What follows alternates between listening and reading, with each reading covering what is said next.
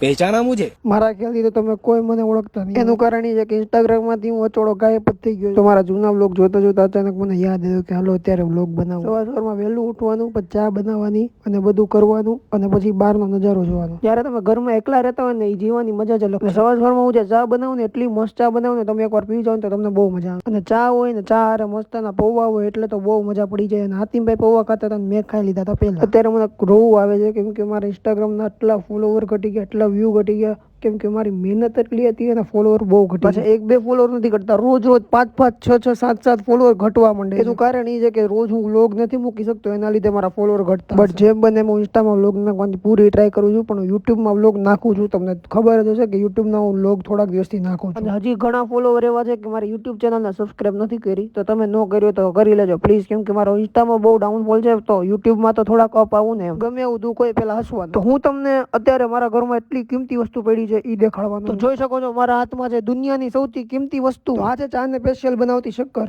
શક્કરનો ભાવ 3000 થાય કે 5000 થાય, ચામાં નાખવી પડે એટલે ચાની વસ્તુ તો હું ગમે એમ કરીને લઈ આવી શકું. કેવો હાવ સિમ્પલ વ્લોગ હતો યાર. કેવા વ્લોગ પેલા બનાવતો ને અત્યારે હું કેવા બનાવવા માંડ્યો. આ સિમ્પલ વ્લોગ લાઈક કરવો હોય તો કરજો ભાઈ, બાકી ડાઉનફોલમાં તો શું જ લાઈક નહીં કરો તો વધારે ડાઉનફોલમાં આવી જાય.